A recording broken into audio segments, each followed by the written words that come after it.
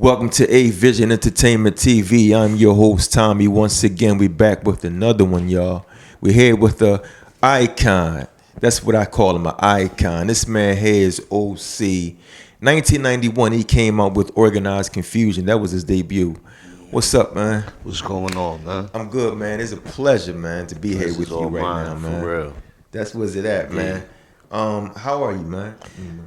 Living life, man. That's what's it at. You know, stress free. Always important. Be 50 in a couple of weeks. Okay. 5 more. You know, feeling good, man. Yeah, I'm gonna give you an early happy birthday, man. Because this you. man to be 50, man. Looking word. good, man. Thank you. You too, That's man. That. Thanks, man. That's Appreciate that era, that. though. We come from that era. That's right. Yeah, you know I'm a 70s baby. You know what I mean? Indeed. Yeah. This man has a lot of songs, a bunch of songs out, man. A lot of albums too. I want to get into, take us back to how you first got started with rap, and you got into the hip hop scene, man. We had enough time.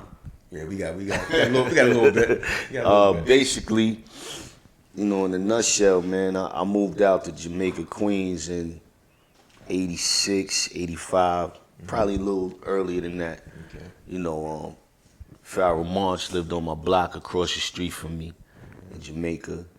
And that's basically where my musical journey started, you know, trying to make records. In you know what I'm Jamaica, saying? Queens. In Jamaica, Queens. Okay. But I'm from Bushwick, Brooklyn.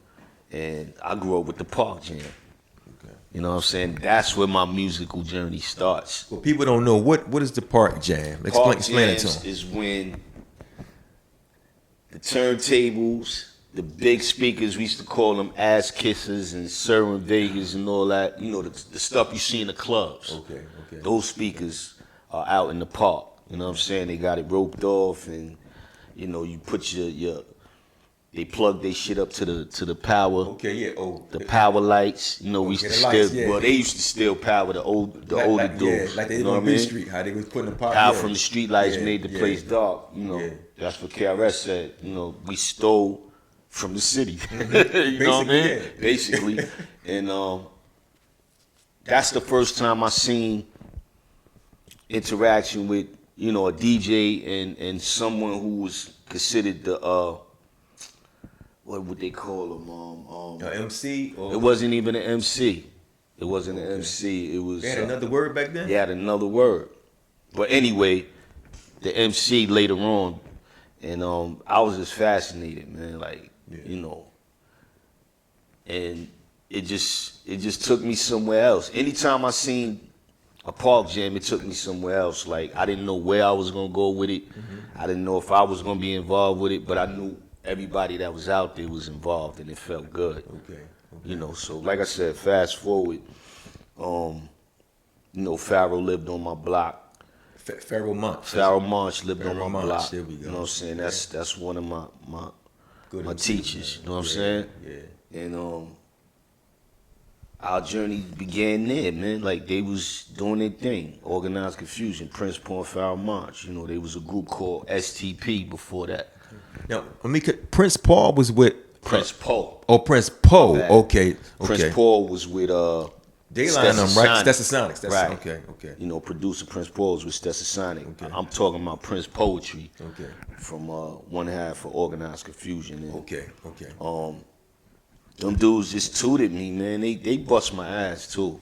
Yeah. They would tell me not to sound like them, be original. I would get upset sometimes, and you know, it taught me something. But it taught you some things, though. Yeah. It definitely taught me how to, you know, be original. You know, that's what hip hop is about. Yeah. You know, and they got to deal with Disney, but it was called Hollywood Basics, but it was really Disney. Walt Disney. Wait, so Walt Disney had a record label called Hollywood Basic. Wow, that's new to me.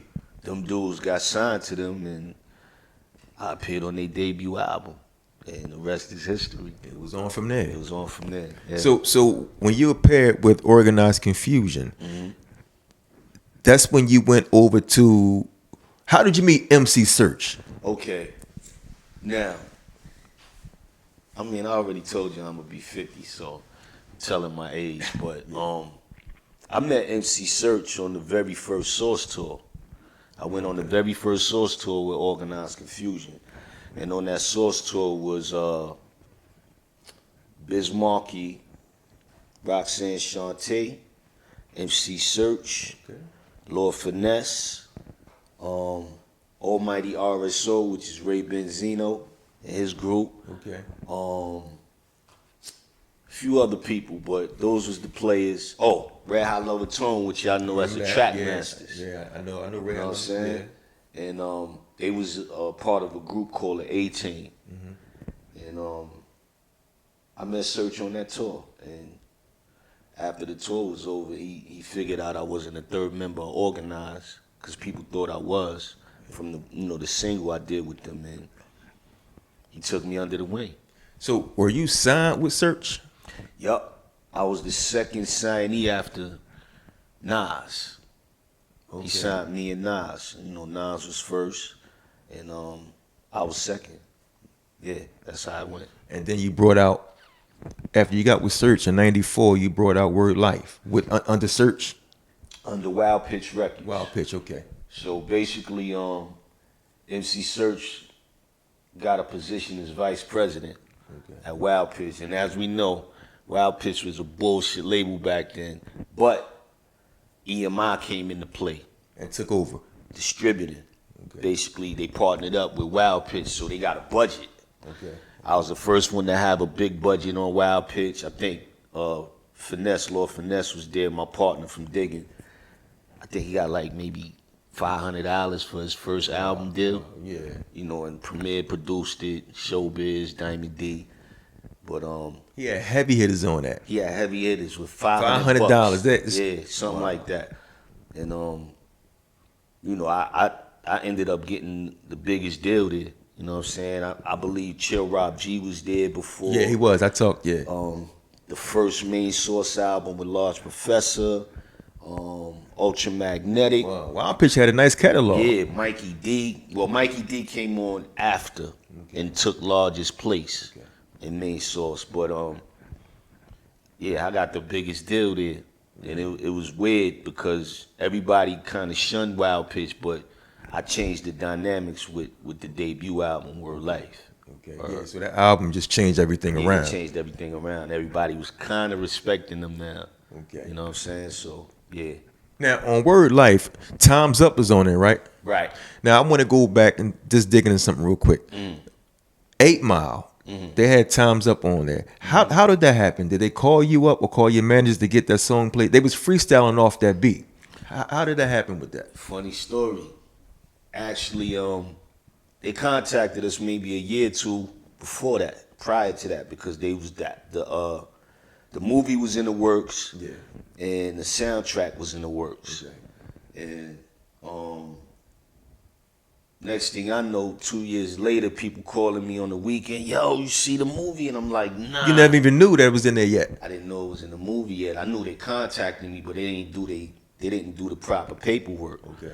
So, of course, I let it rock. Yeah. I should have let it rock for a couple of years, though, but I'm a fan of Eminem, so I'm glad I didn't go that route. But they still had to break me off. Yeah. You know what I'm saying? But what they did was, it's two people that owns the publishing, meaning the writers and the production on it, which is me and Buckwild. It's called Time's Up. Okay. Right, it's called Time's Up. They contacted Buck, and the chick or whoever did the paperwork or the legalities to that never contacted me. And they said they had my John Hancock, and I was like, nah. So they fraud. I mean, you can call it what you want. I was just like, my John Hancock ain't on anything. That's right. So what y'all gonna do? But like I said, I took it easy because I was a fan of Eminem. You know what I mean? So I just let the lawyers handle it, and they took care of it. Okay, but it stayed. It remained on, it on the movie. Well, they took something more for, if you remember back to the soundtrack, because I was getting in their ass, so to speak. Yeah. They had a different soundtrack as opposed to what you hear in the movie. The live stuff he was rapping to. So he had the Mobb Deep stuff, he had this stuff, he had that stuff on the soundtrack, and they had the OC joint on there, but they took it off. because they would have had to pay that money. Yeah. Okay, yeah. so that's that story. Now I got that. For the fans that wanted to know, that was a question from a fan. Now we got that. Yeah. Let's talk about D.I.T.C. How did that come about? Now, who are the original members in D.I.T.C? The original members? Yeah. I'm gonna have to say, I know Lord Showbiz, Finesse, Showbiz, A.G, A.G, Diamond D, Buckwild. Me and Big L came later, but Kid Capri, he was in it. Kid Capri is part of Diggin. Okay. My man OG, he produced on a lot of our stuff, and really Premier. Wow. Yeah, DJ Premier. Because Premier was all on your first album, Word Life. No, Right. was it Jews at first? It was Word It was Life. my second album.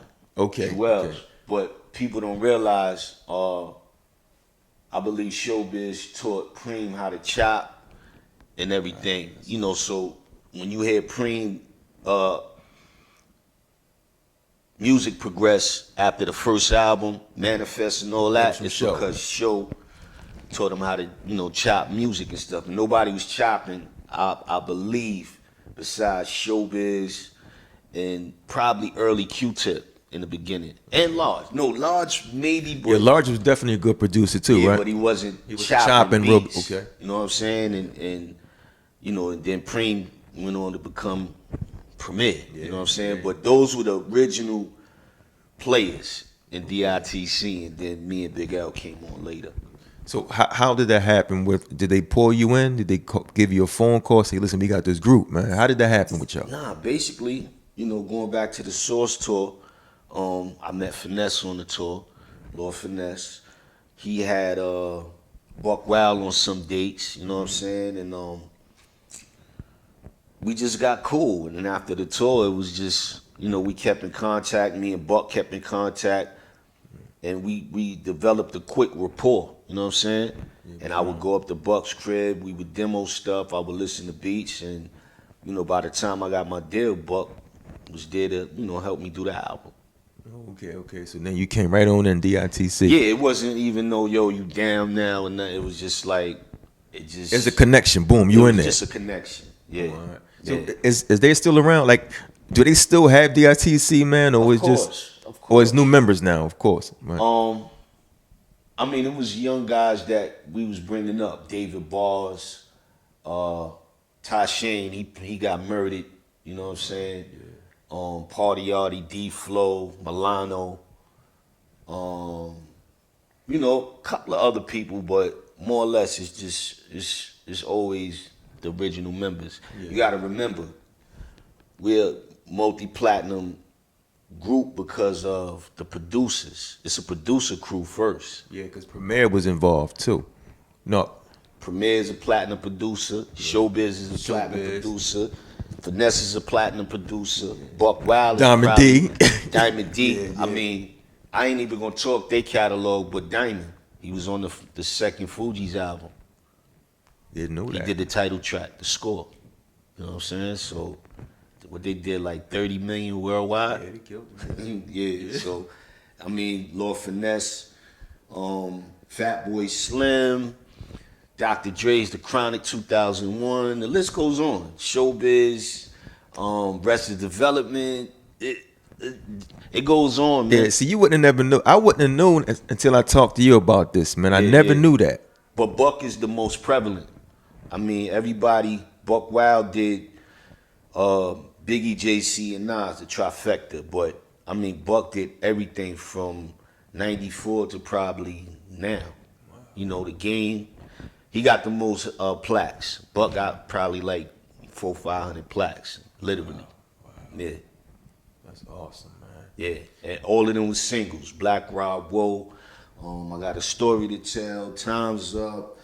Imagine Every Player, like all these records, people don't understand. Like we had the '90s on lock when it came to the music and the radio. Mm-hmm. The mid '90s to the 2000s, it was really D.I.T.C behind that. I'm witness to that because I love that whole group, man. The way how y'all did that, the movement. Joe, how can I forget? I was going to ask you if Fat Joe definitely was involved in that, right?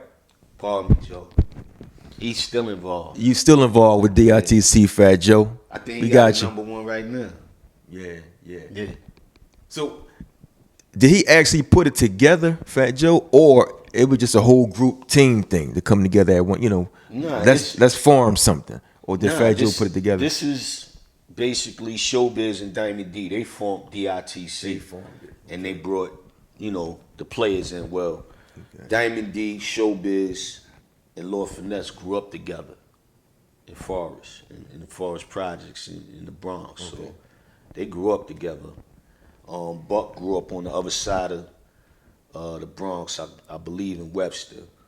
Of course, Big L's from Harlem and I was from Queens, Brooklyn and Queens. So it just, destiny, fate, man, like just brought us all together. Yeah. Did you ever feel like, I know you're still making music. Did you ever feel like you had to change some things because of the music today? Like just change your style or your lyrics, and because of all the new stuff that's out now, all these new rappers, people try to keep up with the times. Right. Or you still strictly who you are.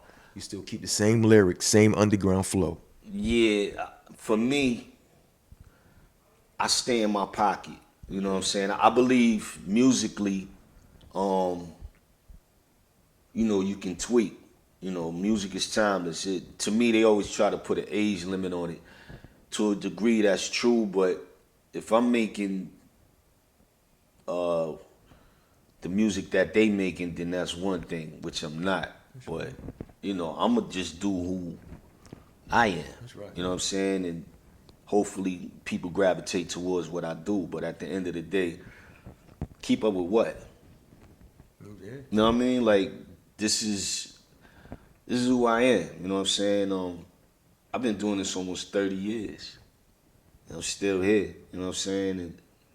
And, besides the pandemic, I probably been on the road. But the world forever changed after that. You already know, like, everything slowed down. I literally did my last show in Chicago, me, Pharaoh, and Prince Paul. Like February is when everything shut down last year. And that was my last show, and it was just like, this might be the last show for a lot of people. Yeah. Because some people still doing it online, doing little things online, exactly. But it's not the same as being. It's not the same, though. It's not the same as being in person, but shit, I hope it ain't shut down. You know what I mean? I love going on the road. I love going overseas. That keeps you alive, man. It does. You know what I'm saying? Literally and figuratively, like. I'm saying you were still doing shows. Yeah. I've been traveling. You've been traveling like a lot. Yeah. Years. Yeah. Almost 30 years, like since day one. Yeah. It'll get back. Hopefully. It'll get back. Yeah. You have you put out War Games is I love that. Mm-hmm. Premiere, that's a premiere track. Premiere record, yeah. You put out Opium, that's another banger. That's right here. It's Opium. This is with P.F. Cutting. Jewels. Mm-hmm. How do you describe the music that you typically create? I would describe it as it's everyday life. I bounce off people, man. I bounce off the cameraman. I bounce off my wife. I bounce off the next door neighbor. I bounce off what's going on, just everyday things, man. Like, people, this is what I always tell people. At the end of the day, I'm giving you my life force. Like, you literally draining me when you listening to my music. So I'd rather you get something from it than, for me to give you poison. And that's the best way I describe it. I gotta tell the truth from how I see it. But it's my truth, and how you translate it is up to you. You know what I'm saying? And sometimes, most of the time, albums ain't about me, man. It's just about people I know. That's right. So stories about everyday life, man. Everyday life. Yeah. All walks of life. Somebody can get something from that. Yeah. Because when I listen to like War Games, I listen to far from yours. From yours. Yeah. Like all of that is, you can get something out of everything you're talking about. Yeah. I mean, at the end of the day, like I said, it's not hard to check people's backgrounds. Yeah. So Me talking that tough shit or talking some jail shit or that's not me. You know what I'm saying? And yo, my brothers is jailbirds. Yeah. God bless them, but that taught me to run. You know what I mean? Like when it came to beef, trouble, anything. Like I'm not a gangster.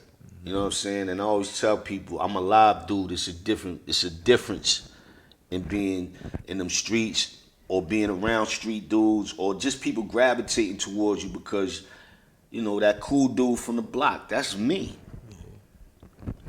Gangsters gravitate towards me, regular people, whatever you want to call them, civilians, whatever. But people can understand me because I'm just me. Yeah. You know what I mean? Yeah. And one thing I do, like I love your flow. Lyrics is tight. Beats tight. And back in '94, you know, when you came out, was there any rapper in those times that you ever wanted to do a song with that you never had a chance to? Well, like I said, Search signed me and Nas to his production company. Nas, he left me hanging for my first album. Because Nas could have been all on that joint. Yeah, but he literally left me hanging. Like, we waited in the studio for him for a few hours, and he never showed up. No call, no show? For it and everything. I got the bread back, but, you know. But he left Jay hanging. That's how him and Jay got into it. He left Biggie hanging. You know, that's how Big kind of took shots at him or kicking the door. You know what I mean? But him and Jay y'all see what happened. Yeah. You know, I just was like, I was tight, but it was just like, cool, whatever. You know, but in hindsight, I always say this because I talk about it in the past couple of years, but in hindsight, looking back on it now, he had the city on his back. Like, people was, you know, when he came out, it was just like, wow. Yeah. Illmatic just made a statement. It did. You know what I mean? And but dude left me hanging. It's cool though. So Nas was one of MC that you would love to work with then. Yeah. And nah, it wasn't that I love. I just felt like we had a because you, him, and Search came in the game together. Right, but we had a specific record, and it just sounded like him On it. You know what I mean?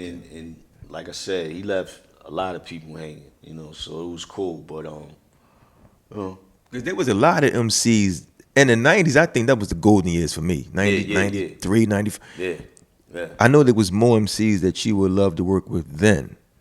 Or just a select few? After that experience with Holmes, that was it. I was like, I'm not fucking with no other artists. Okay. You know, like if we just had a rapport, cool. But I mean, if you listen, I got 14 solo albums.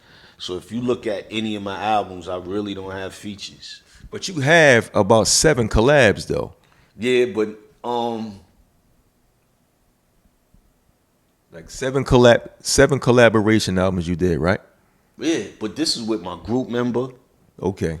I got a collab album with A.G called Oasis. That's D.I.T.C. Yeah, that's the one I saw. Yeah.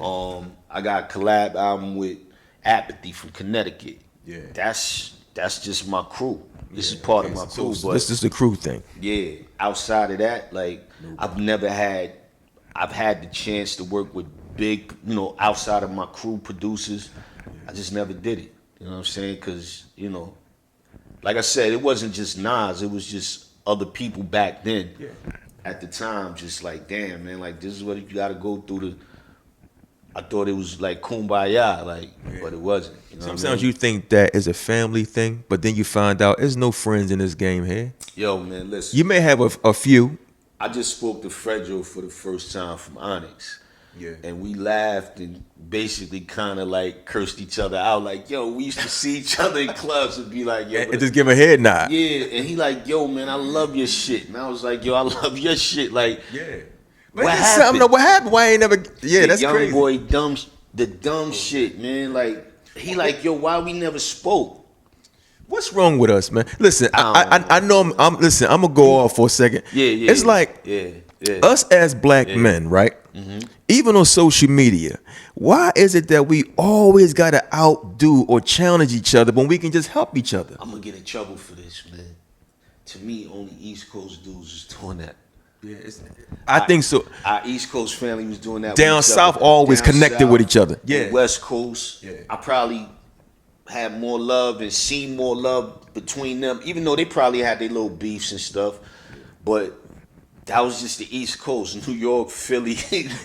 Like, yo, dudes see each other. What is that, man? That's crazy. It's like, damn, we in a game. Like, yo, we in a game to make money, make a living, have a good life. And like I said, me and Fredjo just laughed, man. And we kind of like, in a good way, like, damn, man, you was an asshole, I was an asshole. Because, yo, they was selling records. I was doing okay. Like, and while we was ice grilling each other, though. For no reason at all, man. Yeah. Like, if I could turn back time now, I would probably, try to befriend certain cats.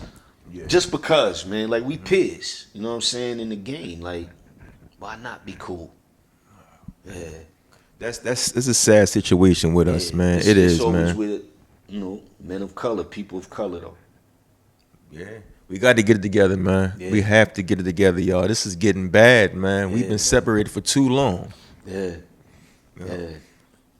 95, Crooklyn Dodgers. How did that come about? I know Spike Lee has something to do with that because he had the movie Crooklyn Dodgers. So how did that come about with that? Were you getting on the song? The movie was called Clockers. Clockers, but Crooklyn Dodgers was the song. Yeah.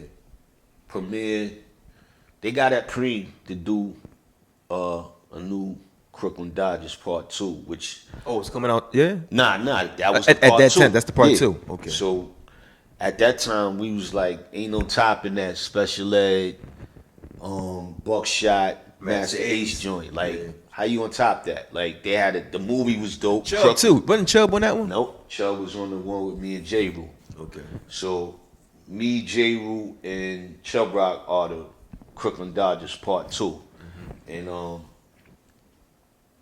I was happy to do it. I was happy I was chose, but I was like, yo, like, what Q-Tip did on the production and what the guys did on the first one, like, to me, I don't think you should make Word Life Part 2 or, even though I love the leave it alone. That's like making a Coming to America. Leave it alone. Yeah, leave it alone. Yeah. And Cuban Links Part 2 shattered that myth. So, I was like, cool. You know what I mean? We could do a Crooklyn Dodgers Part 2. So when we did the record, Chubb came in, did his part in like 10 minutes and broke out.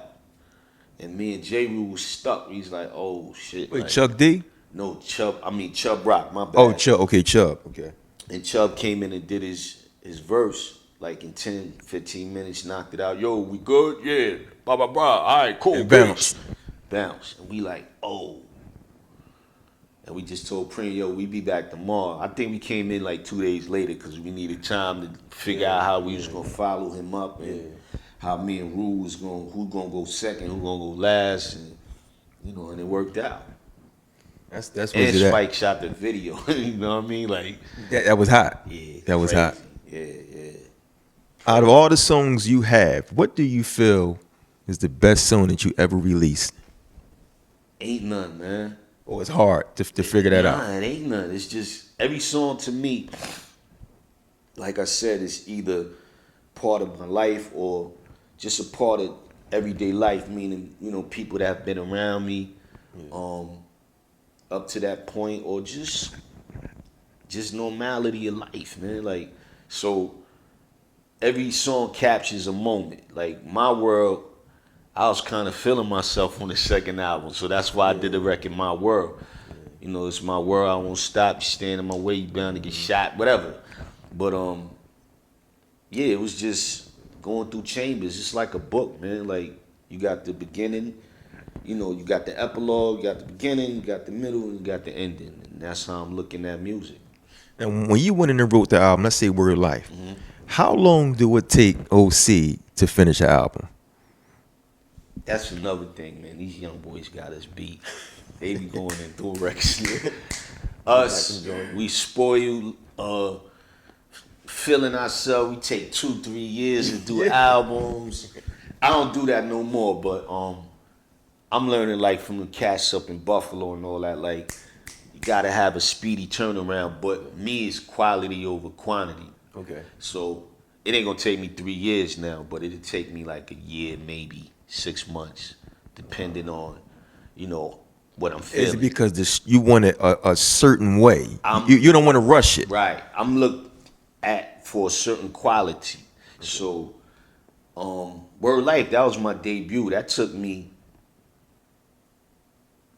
19 years, so to speak. And I say that to say, when you're doing a debut album, which is your very first project, people gonna know you for this for life. right. So they either gonna love it, they gonna hate it. So you have to put everything within your spirit into that music and showcase yourself.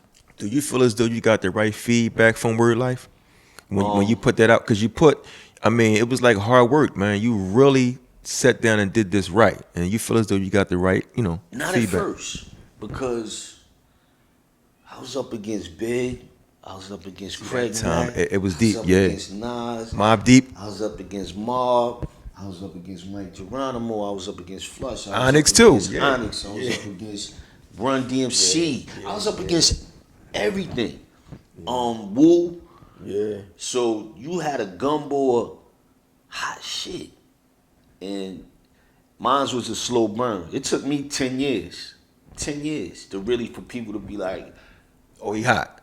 Or just I mess with dope. Okay. He'd think or whatever people felt about me. It took me 10 years. okay. Really, like, for people to be like, I get him now. Okay. Yeah. Okay. It took him a little while to jump on you. You know what I mean? Yeah, like, I mean, when you first heard It Check only Your Neck, yeah. It was on from there. it was on. So mine wasn't like that. It was just like Word Life. Yeah, dude is nice, and they didn't soak it up at 1st. Once they got past Woo with Nas and Big and all this, and they was like, who can we? Redman, and they was like, like dude is damn, like we slept, and it took 10 years. You know what I'm saying? So, and then not to mention, Big L's alive. So L, you got the digging players, everybody's doing their thing, and it was hard, man. Because it was a lot of good Lot of music out, competition, man. A lot of yeah. competition. Yeah, it was. Yeah. So, slow burn. You know what I'm saying? That's what I call it. Now, with today's MCs, who would you do a song with today, man? And who do you like? Yo, honestly, oh, you killing me with this right here. I don't listen to music too tough. Like, not no new shit. Okay. I listen to 80s, 70s, me too. 90s, 2000s to a certain time. But it stopped at a certain point. Right, but don't get me wrong. I know about the Bennies, I know about the Griseldas, I know about the Ethos, I know about all of that, and I mess with that because it reminds me of us. Freddie Gibbs on them. Gibbs and all of them. It reminds me of us, Bishops, Lamonts, all of that on the West, everything. But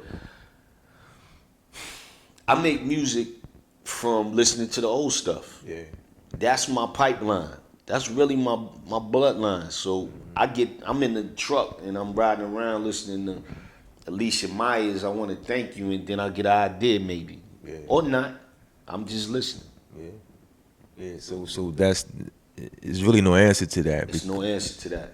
Yeah, it just either comes or it don't. Like, I don't get writer's block. I don't know what that is no more. Like, I used to feel like I got writer's block, but at the end of the day, I just make music according to when I'm ready and how I feel. So if you don't have something to write about, breathing, something wrong with you. Wow. That's how I feel. Like, yo, we can't take this shit for granted. That's right. You know what I mean? So I don't know what writer block is. I don't know what I don't pay attention to time no more either. Time is not my friend. I don't think it's nobody's friend. You know what I mean? So I don't pay attention to none of that unless I got an appointment. Okay. To do something. To do something. Yeah. I don't pay attention to time no more. Okay. Wow. And what is the average day like for you, man, for OC? What's the average day like for OC, man? Average day for me, I cook every day Oh, chef, you chefing it? Yeah, I chef up. And y'all came too early because I wanted to cook something up for y'all. Hopefully y'all ain't. Anyway, I got 2 cats. That's my kids. You know what I'm saying? And I mean, an everyday thing for me is just relaxing, man. I put it like this. I told somebody this a while ago. I didn't know what it was to listen to my intuition before. And I've been, I've been alive almost 50 years, but I've been an adult longer than I've been a child. And I don't know, I didn't know what it meant to listen to my intuition, to my gut. And I take it easy now, you know what I'm saying? But I listen when things tell me, when I get that spidey sense, good or bad, I fall back. You know what I'm saying? And I try to understand what's going on. And these days, honestly, I relax, man. Peace. A peace of mind is Peace, all that, man. right? Yeah. I'm at peace, man. Like, that's just it. I'm at peace. I clean, I cook, I chill. Me and wifey chill. I don't really, go out unless I have to. Yeah. You know what I'm saying? And I'm trying to figure out what's going on still, because we ain't done with whatever's happening out here. Yeah. So. That's what the internet for, the TV. I mean, you get to find out what's going on. Yeah. But you don't have to be in the mix. You can just you can see everything that's going on. Yeah. The shotties by the door upstairs. You know what I'm saying? Yeah. Like, I'm ready, like, as can be. Yeah. You know what I'm saying? But I just take it easy, man. Yeah. I'm selling little stuff now from under my stairs. Okay. And it's not a mistake, but it was, man. My shit is ringing off. Like, I can't even keep up. You see what's packed up, like. Yeah, I see. Old packages getting ready to roll out now. Man, Yeah, I like, see. And I didn't mean for it to be this. This was stuff left over from New York. Opium. This is a classic CD, man. Opium. It's stuff left over from New York that I had in the trunk, and I was like, let me liquidate it, and make room for new stuff. And people like, yo, I'm like, yo, I don't have Word Life. I don't have Jewels. Like, y'all gotta wait on that. And I don't want to say it and put my foot in my mouth. You can just order it, right? Who, me? Like a person can order it online.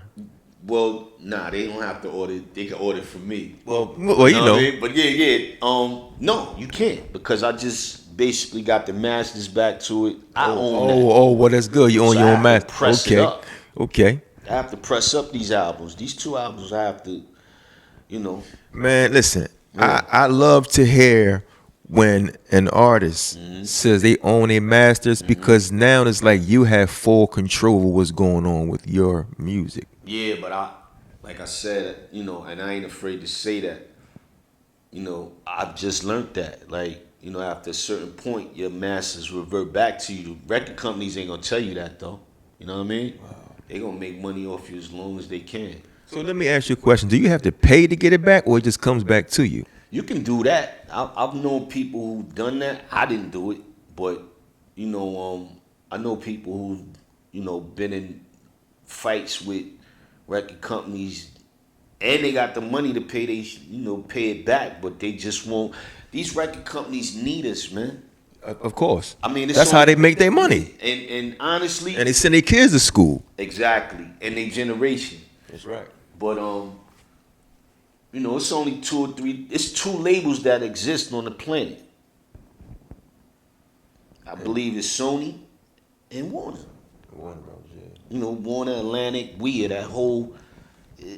All them record labels is gone. But these cats, for some reason, they got an iron grip still to this day. You know what I'm saying? So, Sony was Columbia until the Japanese bought it. So, yeah.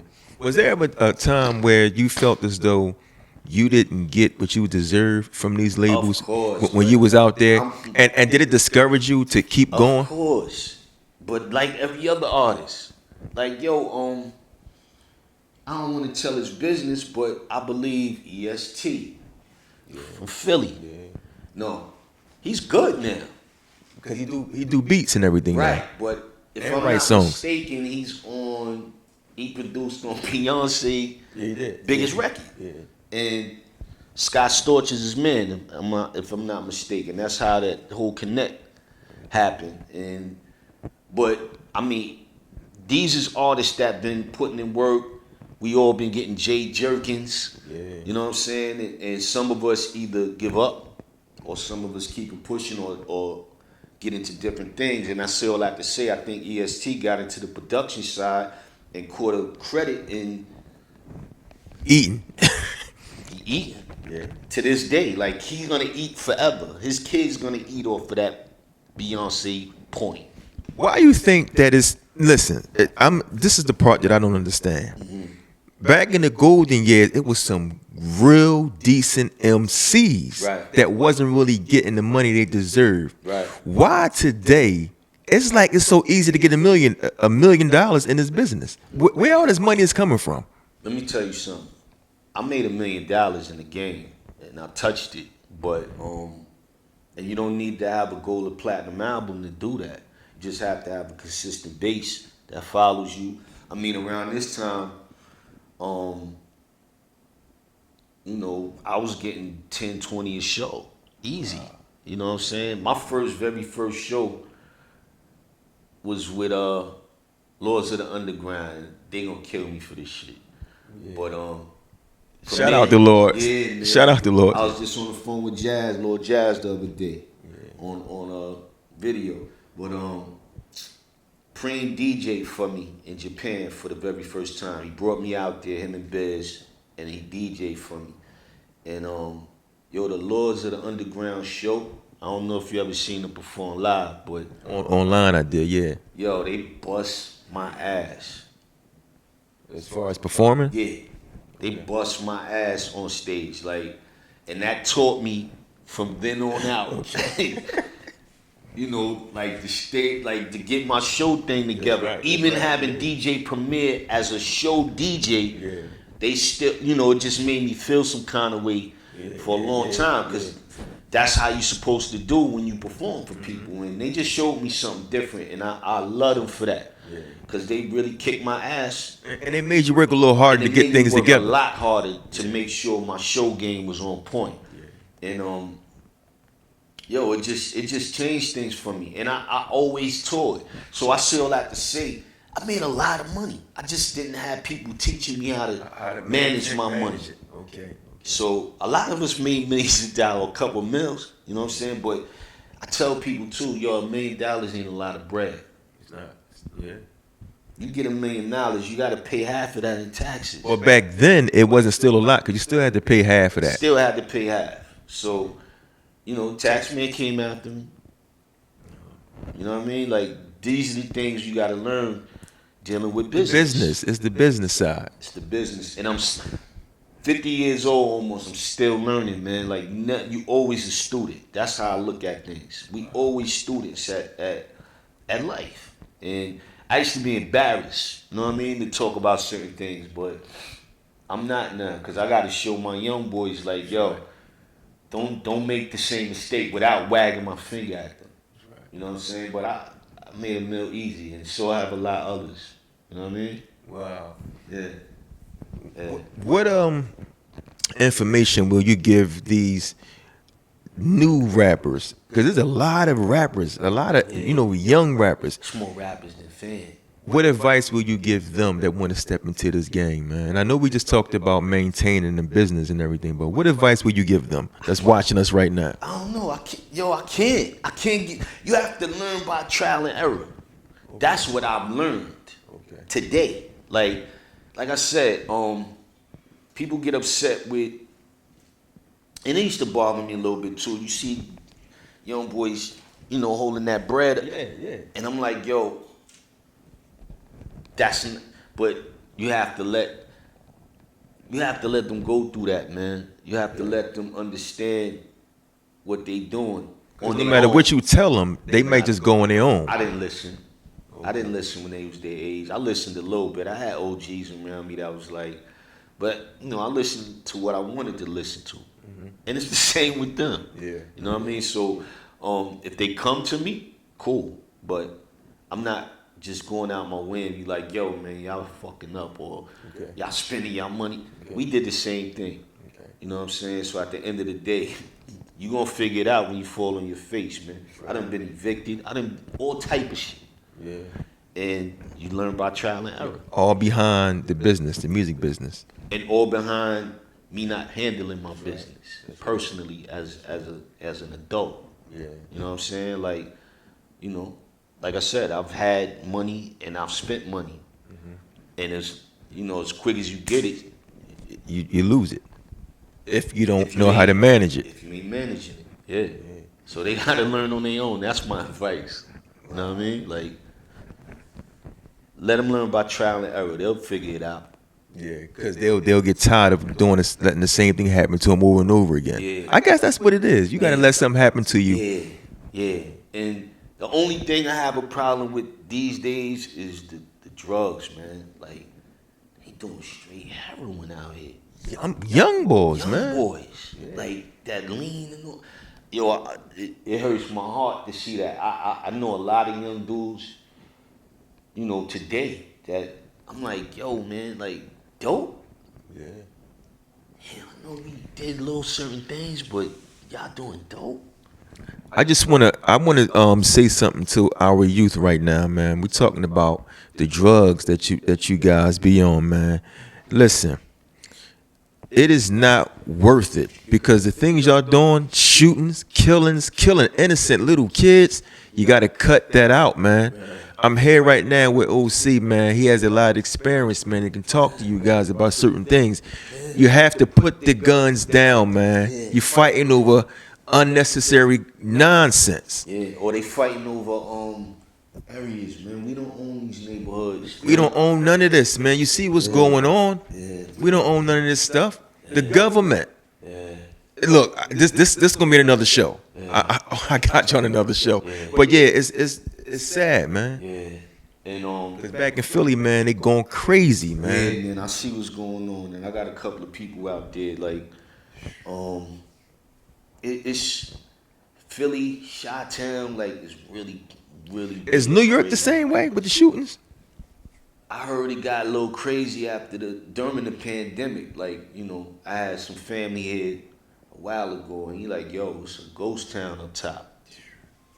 Like Manhattan, like if you go downtown Broadway where all the shopping and it's boarded up. But they ain't showing that on TV.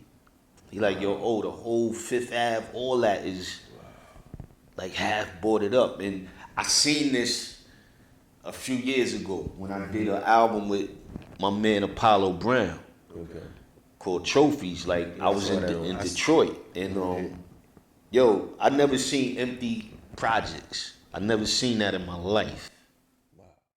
We're back now, A-Vision Entertainment TV. We had to take a 10-second break, commercial break. But we're going to get back into it with OC. This man is an icon, man. He got a lot of music out. Go on YouTube. Well, I call him that. He said he's not.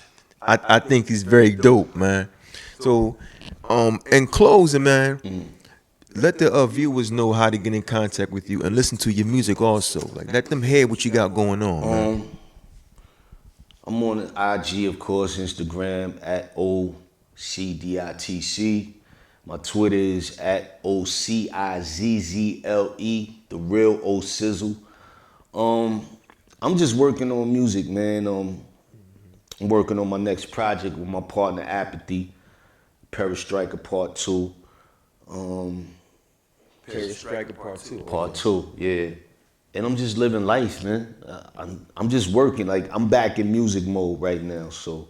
Okay. I was going to get into that too. Yeah. So you're working on something right now? I mean, I'm just patting my album.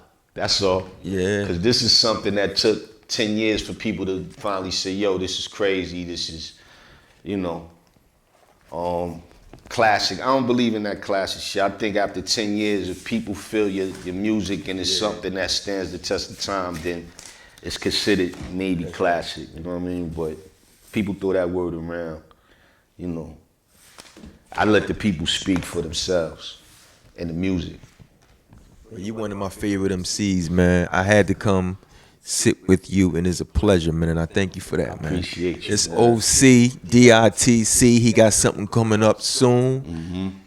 Go back and check him out. YouTube. He got all types of classic albums, man. I know they're classics. Yeah. It's OC, man. Peace out. A Vision Entertainment TV.